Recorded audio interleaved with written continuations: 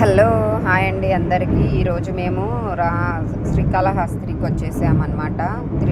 రావుకేత పూజ చేయించుకుందాం అనేసి శ్రీకాళహస్తి వచ్చాము.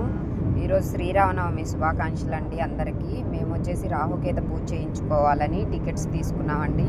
టికెట్స్ వచ్చేసి 500 నుంచి 5,000 దాకా ఉంటాయి. 500, 750, 1250 అట్లా ఒక్కొక్క రేట్లో ఒక్కొక్కటి ఉంటాయి అన్నమాట. ఒక్కొక్క ప్లేస్లో ఒక్కొక్కలాగా చేస్తారు. మేము వచ్చేసి టికెట్ తీసుకొని లోపలికి వచ్చామండి. ఇవన్నీ వాళ్ళే ఇస్తారు, మనం ఏమీ తీసుకెళ్ళవలేదండి. ఎవరైనా సరే ఈ పూజ చేయించుకుంటే చాలా అంటే చాలా మంచిదండి. ఎవరికైనా సరే పెళ్ళి కాని వాళ్ళకి కానీ, ఇంట్లో ఇబ్బందులు ఉన్నా కానీ, వ్యాపారస్తులకు కానీ ప్రతి ఒక్కరికి ఈ పూజ అంటే చాలా మంచిది. నేను ప్రతి ఇయర్ ఉగాది అయిపోయిన తర్వాత, ఉగాది అవ్వగానే ఫస్ట్ నేను తిరుమల దర్శనం చేసుకోవాలి అన్న ఆలోచనతోనే మేము ఎప్పుడు శ్రీరామనవమికే వెళ్తాము. తిరుమలకి ముందు కాళహస్తిలో పూజ చేపించేసుకుంటాము. కాళహస్తిలో పూజ చేపించేసుకొని తర్వాత తిరుమల బయలుదేరుతామన్నమాట.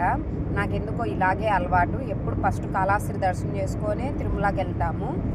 ఇలా ప్రతి ఒక్క ఇయర్లీ చేపిస్తానండి నేను.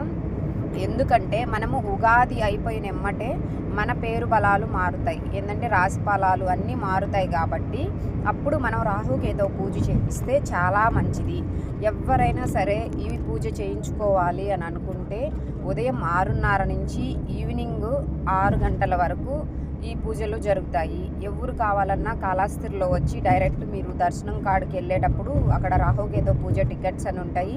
మీకు ఏ కాస్ట్ కావాలో ఆ కాస్ట్ తీసుకోవచ్చు. పూజా విధానం అన్నీ నేను పెట్టాను, చూడండి. ఎవరైనా చేయించుకో.